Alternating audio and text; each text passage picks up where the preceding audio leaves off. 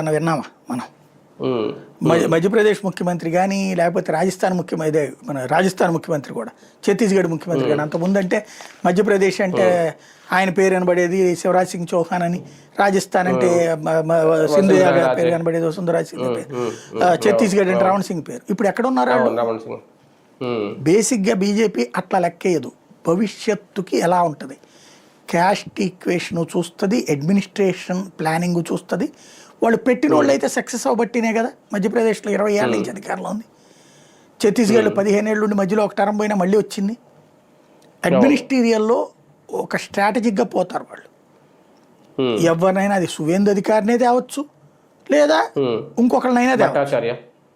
ఆయనే తెస్తారని కూడా నేను చెప్పలేను. బీజేపీ ఎక్కువ ఆర్ఎస్ఎస్ మూలాలు ఉన్న వాళ్ళకే ప్రాధాన్యత ఇస్తారు. అట్లా రూల్ కూడా ఏమి లేదు. అలాగనైతే హేమంత్ బిశ్వా శర్మ ఎట్లా ఎన్నికవుతాడు, రేఖా గుప్తా ఎందుకు ఎన్నికవుతుంది? బేసిక్గా ఎవరు ఏంటి అన్నటువంటి త్రిపుర ముఖ్యమంత్రులు అయితే వాళ్ళు కాంగ్రెస్ పార్టీ తరపున వాళ్ళు, అసలు బీజేపీతోనే సంబంధం లేనటువంటి వాళ్ళు.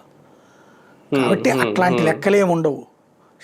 వాళ్ళకి ప్రతి ఒక్కళ్ళ గురించినటువంటి ఫీడ్బ్యాక్ మనకు గనక చిట్టి రోబో టైప్లో ఓ మనిషి పేరు చెప్పగానే వాళ్ళ జీవితం అంతా చెప్తారు. వాళ్ళు దేని పనికి వస్తారు, ఎట్లా పనికి వస్తారు. ఏ అనేది వీళ్ళు మిషన్తో కనిపెట్టారు, వాళ్ళ మెదళ్లలోనే ఉంది అక్కడ ఫ్రమ్ ద బిగినింగ్. ఆ మనిషి క్యారెక్టర్ ఏంటి, వాళ్ళు